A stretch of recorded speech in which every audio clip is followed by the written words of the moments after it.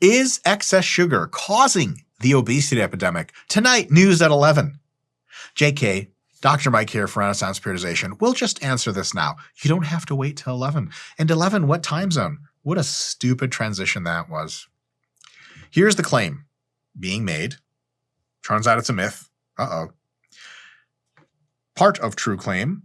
Obesity has been rising rapidly in the developed world since the 1970s, and in the developing world, these are all bad terms, since like the 1990s. So basically, like anytime countries get above a certain level of wealth, the people there start to get pretty fat, and then fatter, and then fatter, and then fatter. Not forever, probably, but for a lot. Big bump, right?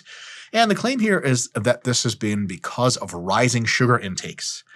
And there is a subclaim, sometimes mentioned, that the USDA food guide pyramid recommended such a high sugar and carb consumption. Turns out it didn't recommend a sugar consumption, but it did recommend a high carb consumption, that people followed it, and then they got super duper fat because of these excess carbs and sugars, and that's all super, super bad, right?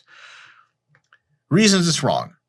This is reasons not on the slides, but I'll mention it. The USDA food guide pyramid is a total red herring of an argument because no one actually ever followed the fucking thing. Like, people sometimes, for some argumentative reason, will assume that people follow voluntary government recommendations on nutrition to like weave together a conspiracy theory. Like, yeah, man, it's the corn producing companies paid off the USDA and they made this pyramid with all this grains in the bottom so you'd feed the grain industry. Sure, let's say that's fine. Let's say that happened. I'm not sure if it did. I'm sure some of that happened to a small level. And they say, and then Americans start following the pyramid and they get fat.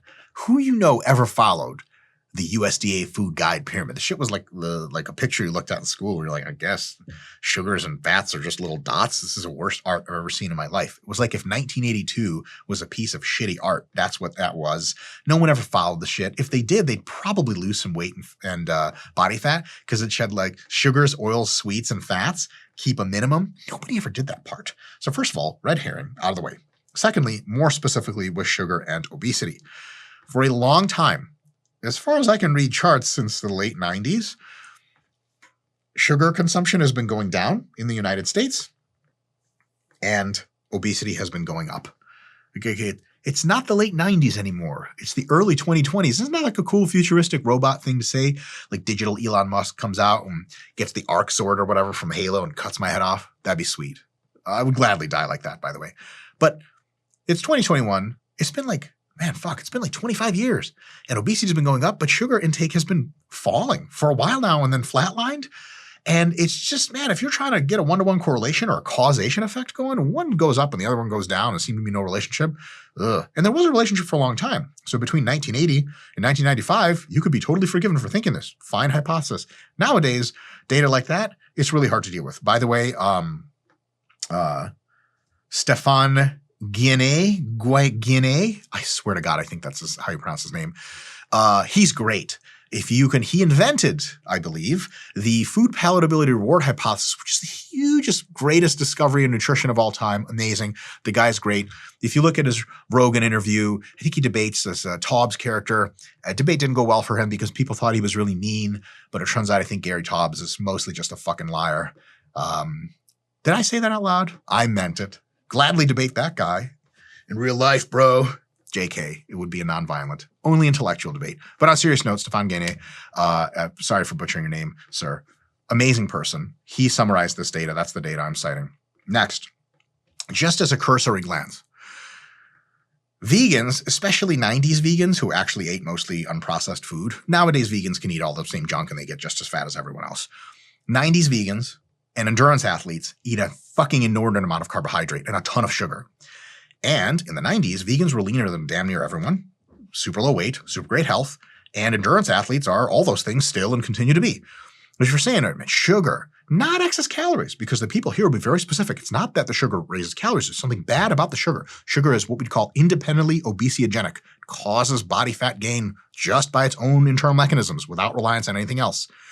If you're saying that, we got tons of groups of people who eat a crap load of sugar all the time and don't seem to gain any weight or fat or have poor health results, well, gee whiz, man, that is really a problem for like the obesity epidemic. Now, before you anti-sugar, pro-fat people get too crazy in the comments, we do encourage you to get crazy in the comments. Same thing is true with fats.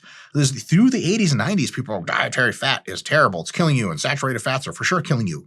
Well, it turns out that there's tons of groups of people that eat a crap load of dietary fat, and they're not fat, and they're out of shape, they're unhealthy. Why? Because point number 3, if you constrain your calories to what you need every day, even if a huge fraction of them is sugar and the rest is just good other stuff, fiber and protein and stuff like that, you generally don't gain any more weight than thermodynamics would predict. You don't gain any more fat.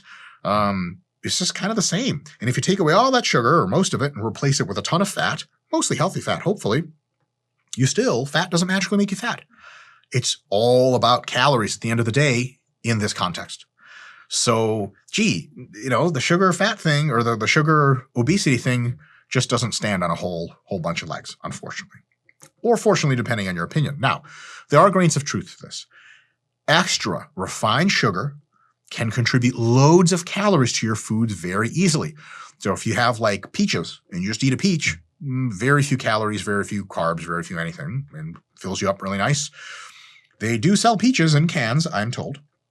And a lot of times it's not in water, it's in syrup, which is also carbs. So it's a sugary peach in more sugar. If you eat those shits, you get like triple the number of calories with like half the satiety. As a matter of fact, after you eat one, if you like canned peaches, you're like, fuck, I kind of want another one. But after you eat a regular peach, you're like, whatever, right? So it turns out that if you add sugar to stuff, a lot of times it makes it hyper tasty and it doubles and triples the calories. And that's not great. And that's why people who drink a lot of sodas, juices, taking a crap load of baked goods without the exercise on the back end like you folks to make sure to use that as fuel, they tend to get fatter. That's the kicker. So it's not that sugar is totally fine. It doesn't cause obesity if you don't break through out of your calories. But if you break out of your calories, that's a bad thing. And added sugar is an easy way to break out of your calories if you're not tracking or counting and so on and so forth. And more problematically, super tasty sugary filled foods, super tasty foods, a subcategory of which are sugar-filled ones, can cause more cravings for such foods. It's not an addiction mechanism, but it's like, I kind of want more of this.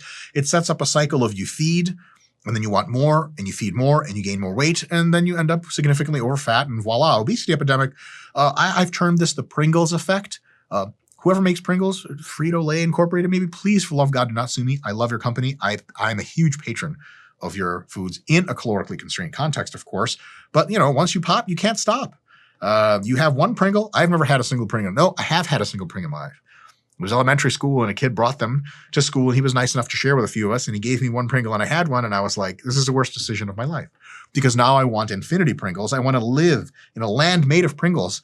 I want to marry a wife also made of Pringles and have hybrid human Pringle children. That's not too much to ask, but I only got one fucking chip, and I ate it, and it's gone. I don't even remember how it tastes, but I have this faint idea that it was the most miraculous thing ever. I wanted more. The pop, once you pop, you can't stop thing, that's a thing. And high sugar foods can, like you have an Oreo cookie. Can I have another one? Right? That's a thing. But if you have like foods that don't have a lot of added sugar, like regular fresh fruit, like you'll have like a watermelon and you're like, it's fine, it tastes fine. You have another and you're done. Right? So added sugars can actually help with that effect, which is to hurt and make you eat way more and then potentially lead to obesity. So here's the deal. At the end of the day, what are the best practices? First, obesity is no longer a mystery. It used to be very mysterious. Now it's not really much of a mystery anymore. There could be some other facets to this, but are probably pretty minor. But here are the major ones. People are richer. You go to really poor places, fat people are rare. For an obvious reason, I'm literally not even going to say. So if you can't figure it out, holy shit, life's going to be really complicated. People are richer. People generally like super tasty foods. I mean, they just fucking do. They like the tastiest foods they can get. And if tasty foods are offered for a relatively cheap amount of money, if they're convenient and super easy to make or require no preparation at all, then a lot of people eat them, they like them, they want them more, and they eat them more, and the cycle repeats, and voila, obesity. So the way we get obesity is actually mostly just a lot of junk food, right? In the absence of lots of junk food consumption or real hearty foods that are super tasty, you just don't see a whole lot of obesity, and that makes a lot of sense, right? Now, sometimes these foods that fit this profile are just high in sugar and nothing else. But most of the time, they're high in everything else as well. High in sugar and in fat. You think about a Snickers bar. Like I've actually, had a Snickers bar in my hand and someone's like, aren't you worried about sugar? I'm like, I thought you were going to say saturated fat. And they're like, well, why would you be worried about that? I'm like, I don't know, same stupid reason you'd be worried about sugar. But Snickers bar is loaded with sugar and fat and salt and flavorings. That's how you get all the super tasty foods. That is the difference between sushi Japanese style and sushi American style, which is delicious with all the fried shit and the drizzled, sweet shit. Fuck that. It's awesome. Way more calories. You want to eat it way more. And if it's competitively priced, like almost all junk food is, then all of a sudden you can really get carried away and eat a ton of food if you're not tracking, you're not physically active, you're not a meathead like us. And then it gets to be a higher chance for obesity. That really is just the thing. So how do you combat this by yourself? And what do you tell friends and relatives that are asking? Eat mostly low-processed healthy foods, lots of lean meats, veggies, fruits, whole grains, healthy fats for most of your meals. And you majorly reduce obesity risk because it's just tough to overeat those things. And in context, some tasty junk food is totally fine, and a ton of sugar is totally fine as long as you keep your calories in check over the long term. Your weekly average calories are still in check. You're not gaining weight.